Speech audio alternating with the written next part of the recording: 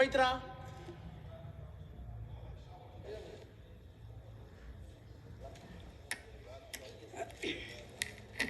Thank you, Honorable Chairperson, sir.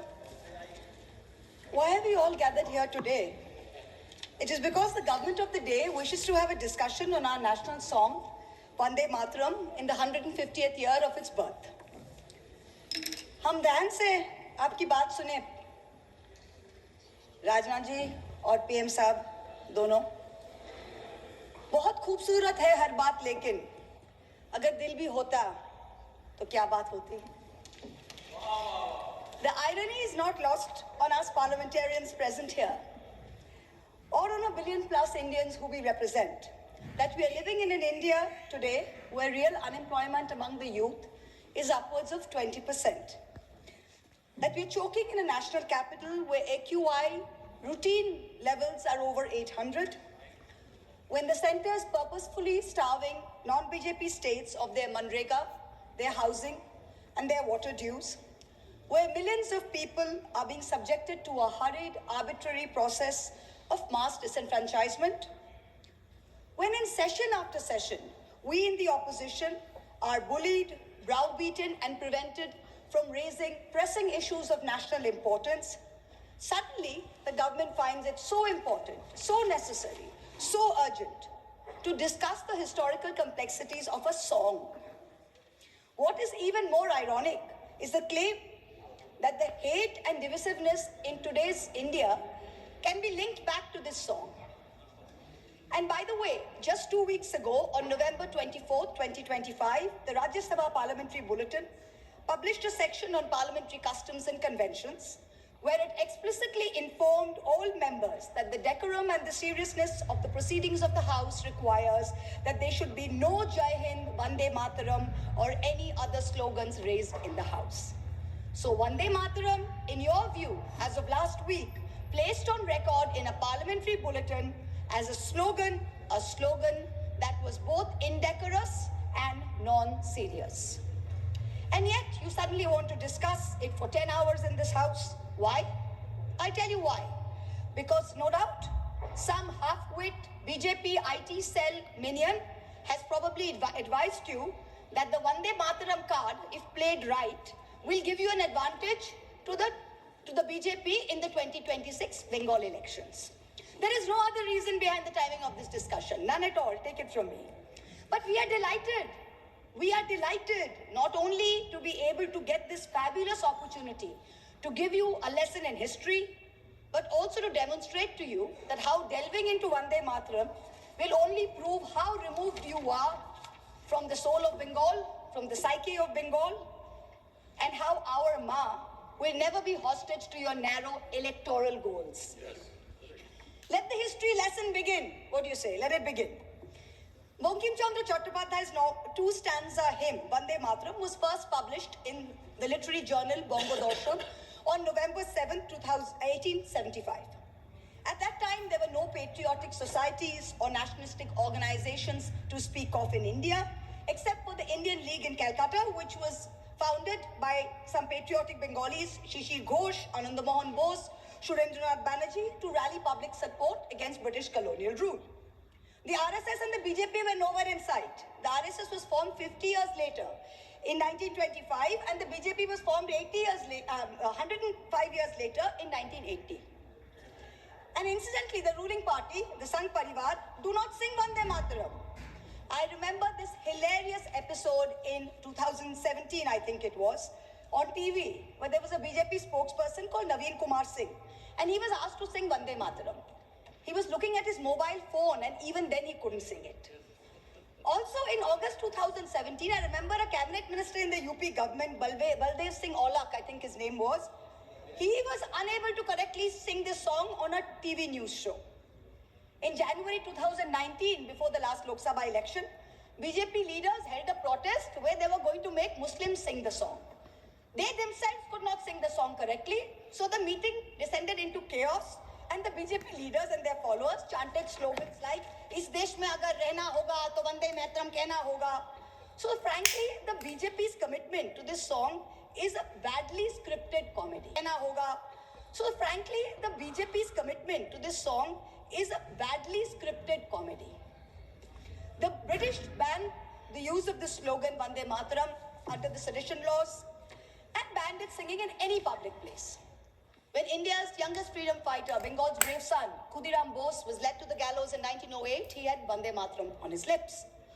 When in 1927, Ram Prasad Bismil walked to the gallows in Gorakhpur jail, when Ashfaqullah Khan walked to the gallows in Faizabad jail, they all had Vande Mataram on their lips. But this is the same slogan that the Rajya Sabha bulletin finds non-decorous and non-serious in the Rajya Sabha. Who in the BJP, who in the RSS, who in the treasury benches can claim even a tenuous link to the freedom struggle, that today you feel you are the guardians of Vande Mataram and will teach us Bengalis and the rest of India what its significance is? Out of 585 total prisoners in Andaman Cellular Jail, Kalapani, between 1909 and 1938, 68%, 398 were Bengali. The second largest contingent was from the Punjab, 95 revolutionaries. Why did you not rename the cellular jail after Barin Ghosh, after Ullashkar Datta, after Indu Bhushan Roy? What homage have you paid Bengal? What homage have you played the land of Vande Mataram? Today you're having a discussion on this. The hymn Vande Mataram did not gain much popularity till it was included in Bankim Chandra Chattopadhyay's novel Anandamot in 1882 when it was published. Now, when he published it, he added 4 extra stanzas to it. The first 2 stanzas, which he had written in 1875, were a lyrical ode to the motherland. It says, giver of bliss, beauty. The version in the novel, which he incorporated in 1881-82, had a different tone than that of the original poem. The figure of sweetness and light was now endowed with a fearsome accoutrement and the trappings of war almost. But this is in keeping with the narrative of the novel, which was about the Shonnashi rebellion. It is important to note here that in the next 4 stanzas that he wrote, Bankim Chandra Chattopadhyay used the words Shaptakoti, which means 7 crores. Now, 7 crores in the 1871 census was the population of undivided Bengal, Bihar, Orissa, and Assam. So this means that the novel, the hymn, was about Bengal. The hymn was about Bengal, and the mother he refers to is also in Bengal's concept and Bengal's context. This was not originally written as a nationalistic, pan-India song. It was not. Let's be very clear about that. So how did it become this nationalistic song? How does A.R. Rahman sing it in 1997? How? It was none other than the poet laureate Rabindranath Tagore who composed the first musical score of the song based on Desh Ragini around 1885. Rishi Bankim liked the song and the tune so much, he himself included it in the 3rd edition of his book, Anandamot, in 1886. Tagore, in 1937, writes to Nehru, and he writes to Nehru that the privilege of originally setting its first stanza to the tune was mine. When the author was still alive, Bankim died in 1894. He says, I set it to tune while Bankim was still alive. And I was the first person to sing it. So Tagore was the first person to sing it publicly before a public gathering of the Calcutta Congress in 1896. So Tagore sets the tune and he sings it publicly in the presence of Rahmatullah Saini, Dadabhai Naoroji, Surendranath Banerjee. The song gained mass popularity when? Only after 1905, when the Swadeshi movement as a reaction to Lord Curzon's partition of Bengal took place. Itinerant singers sung it in Prabhat Fairies every morning to raise national consciousness. Rabindranath Tagore himself on Raksha Bandhan Day, October 16th, 1905, led the famous anti-partition protest where Hindus and Muslims tied Rakhis on each other and said, Vande Mataram. Today, this BJP government, who claims to promote Vande Mataram, has ensured that even the moon, that moon of Raksha Purnima, that moon of Eid, has been partitioned. Hindu women can break their Karwa Chauth fast on their roof with the sighting of the moon, but a Muslim in a BJP-ruled state is forbidden from offering Eid ka namaz on his roof to the same moon. And you are blaming a song for India's divisiveness. The song was sung again during the Congress session in Benares in 1905 by Tagore's niece, Sharla Devi Chaudhurani, who replaced the Shapto Koti, the 7 crores, with Triksha Koti, which means 30 crores, which is the population of India in the last census of 1901. So this is the first time that the song is gathering a pan-national appeal. Gandhiji, in the Indian Opinion paper, he writes in December 1905 that this song is so popular. Just as we worship our mother, so is this song a passionate prayer to India. Tagore continued to use the refrain Vande Mataram almost as a slogan in some of his own songs. He says it in many of his own songs. Many of his own songs use the term Vande Mataram. The Swadeshi agitation of 1905 and 1908 saw Vande Mataram as a clarion call. The great Tamil poet Subramanya Bharati, he translated it in Tamil in 1905. It began to be sung in meetings and processions all over India, from coastal Andhra Pradesh, from Vijayawada and the Krishna, to after Jallianwala Bagh in the canals and cantonments of Punjab, where they didn't think of it as a Bengali Sanskrit hymn. They saw it as a shared call of resistance.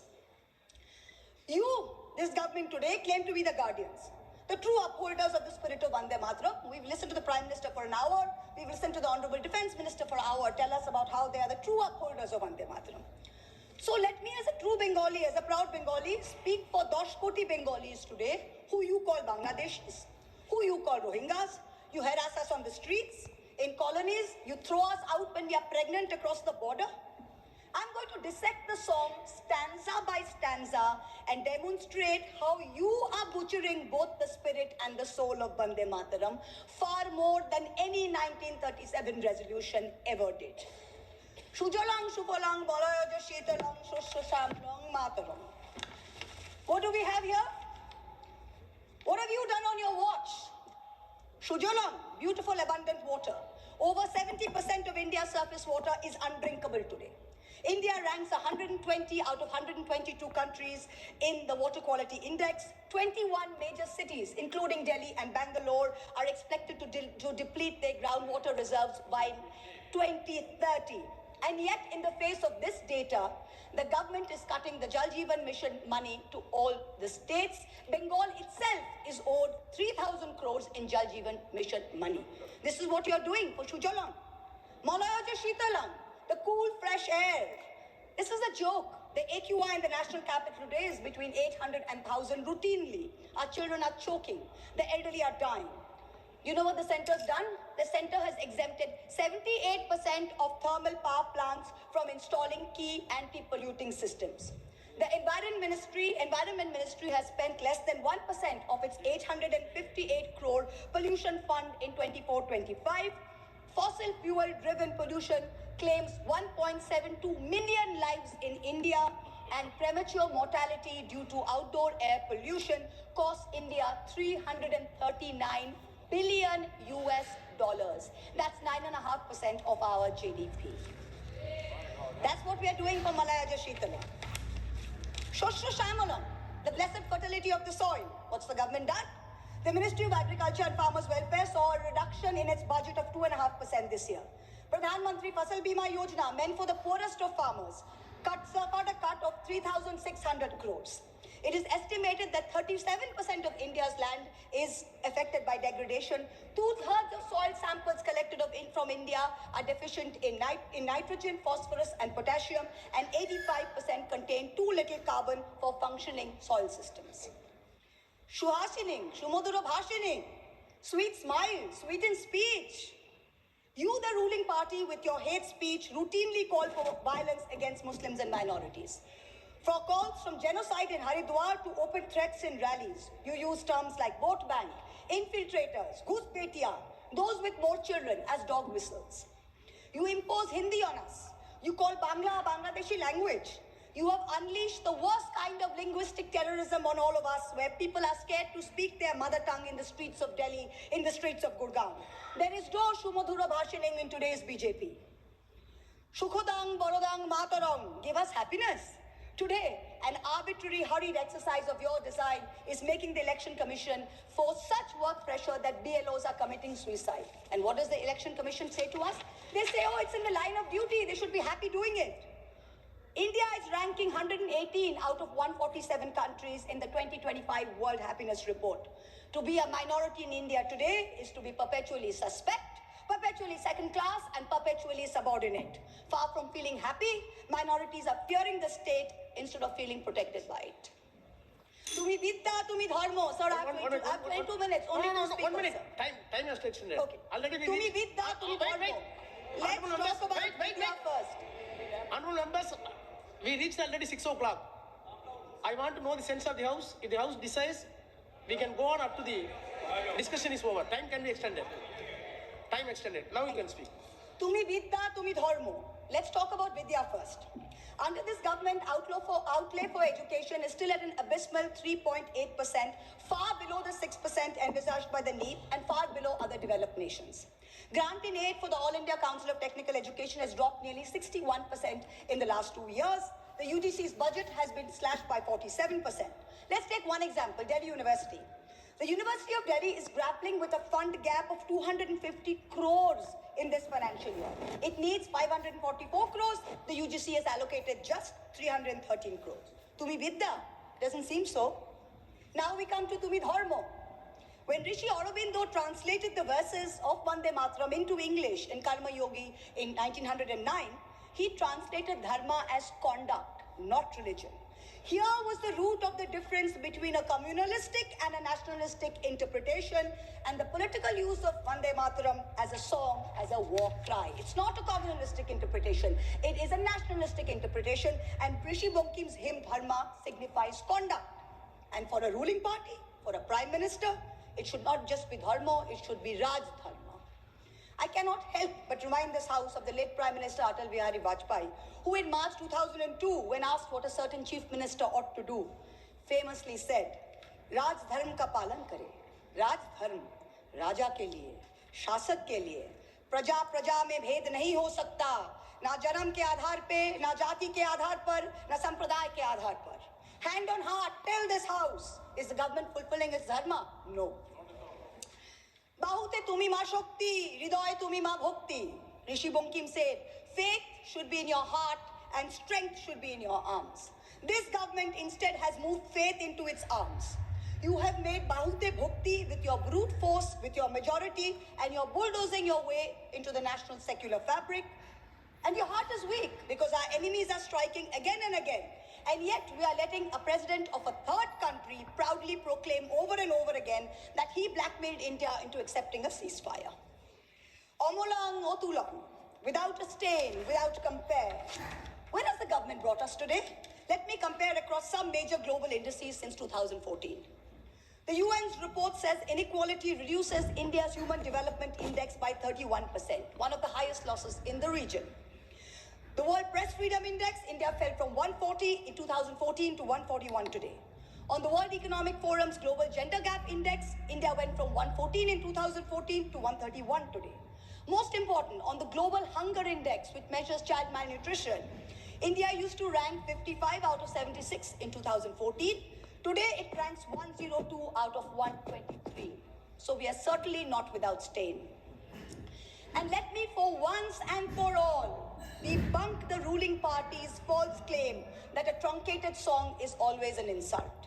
Jana Gana Mana was originally written as a Brahmo hymn in 1911 and consisted of 5 stanzas. It was called Bharato Bhaggo Vidhata. Remember that the Brahmo Samaj was formed by Raja Ram Mohan Roy, and this is the same Raja Ram Mohan Roy that the Madhya Pradesh Higher Education Minister Inder Singh Parmar called a British agent, a dalal, working for religious conversion. If your party is a agent, a dalal, working for religious conversion, if your party's man is calling Raja Ram Mohan Roy a dalal, I wonder what kind of higher education he can be responsible for. Jana Gana Mana is also a truncated song. Of the 5 stanzas, only the first stanza is sung as a national anthem. The second stanza says, Ahoraho tumi aubhana procharito shunito abo udaro bani, Hindu, Buddha, Sikh, Jain, Paroshik, Musulman, Christiani. This means something relatively simple. Tagore addresses Bharat Bhagya Vidhata, the maker of India's destiny. And here is a verse whose restoration would need a strong symbol, a strong gesture against divisiveness. But you're not bringing a resolution to bring that in. You're talking about what religious context you can view Vande Mataram in. And this is where you've made the biggest mistake, Mr. Prime Prime Minister. You ignited this entire debate as a distraction to take away from your government's failings, which I have demonstrated using the song's lyrics as a key. But you do not stop there. One of the chief spokespersons of the BJP, a fellow MP here, went one step further and said that this truncation was done at Nehru's behest. He said he had learned this by reading a book by the historian Sachiv Bhattacharya. Mr. Chairperson, sir, there is no such book. There is no historian called Sachiv Bhattacharya who has written a book on the history of Vande Mataram. He does not exist. He does not exist except in the fertile manure that constitutes the MP's imagination. There is a historian who has written a book about Vande Mataram and his name is Shobboshachi Bhattacharya, not Sachiv Bhattacharya. The BJP dare not refer to this book because if they do, they would have to admit that this very specific book says that the identity of the man who suggested that Vande Mataram be sung in a shortened version so as not to provoke divisive action is not Nehru. It is not Bose, it is Kavi Guru Rabindranath Tagore. So let's set the record straight. Bhattacharya is clear. First Subhash Bose, then the members of the Congress Working Committee convening for the Calcutta session of the Congress in 1937 wrote to Tagore asking him his views on the song.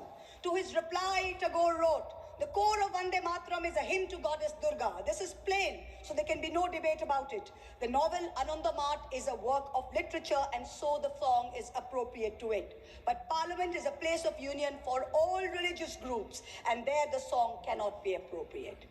On October 26, 1937, 3 days prior to the session, Gurudev wrote again to Nehru on this issue. And so he, with a special relation to Vande Mataram, suggested that the first two stanzas should be adopted and his letter profoundly influenced the resolution. Please. Last para, sir. Last para. Please. Rishi Bunking was a highly complex mind and Anandamath was not his final word on communal history. His last novel, Sitaram, imagines a Hindu realm founded by a heroic and idealistic king who defeats his Muslim adversaries. However, he comes to embody and exceed all the evil attributed to Muslim and all his Hindu associates abandon him. So if you have the guts to get into the issue, target the man who very wisely edited the song. It was neither Nehru nor Bose, it was Rabindranath Tagore. Come. If you have the courage to withstand truth, come. Fight an election in Bengal in 2026 by saying that Tagore was responsible for dividing India. Let us see where that takes you. Tagore is the one who sang Vande Mataram publicly. He anchored it to our conscience of our nation. It was Bengal's clarion call. It is no jumla that the BJP can expropriate before an election. You try it and you will see what its consequences are. 10 crore Bengalis will rise, 20 crore arms to teach you the real meaning of Vande Mataram. Vande Mataram. Report of the BS. Thank you.